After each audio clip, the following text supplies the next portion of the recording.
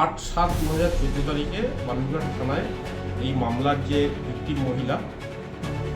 তিনি নিজে একটি অভিযোগ দায়ের করেন এবং 3 জন অজ্ঞাত পরিচয় দুষ্কৃতীর বিরুদ্ধে তিনি গ্যাংরেপের অভিযোগ করেন এবং তারপরে এর ভিত্তিতে পুলিশ একটি মামলা রুজু করে এবং 24 ঘন্টা এই কমপ্লেন হওয়ার 24 ঘন্টার মধ্যে পুলিশ 3 জন আসামিকে অ্যারেস্ট করে। আজকে মামলার শেষে লানেট কোর্ট আসামি শঙ্কর দাস, প্রণয় সাহা এবং ভজন কর্মকার এদেরকে IPC 458, 376D এবং 34 এই ধারায় দোষী সাব্যস্ত করেছে এবং আগামীকাল কোর্ট ধার্য করেছে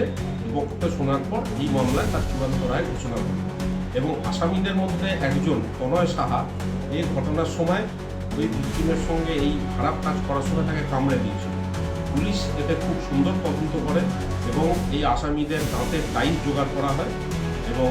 তদন্তের চলাকালীনই তার ম্যাচিং করানো হয় প্রত্যেকটা আসামির সঙ্গে এবং এই 3 জনের মধ্যে থেকে একজনের সঙ্গে পজিটিভ কাজটা ম্যাচ করে দেয়। সুতরাং এই মামলার এটা একটা যথেষ্ট উল্লেখযোগ্য দিক বলে আমরা মনে করি।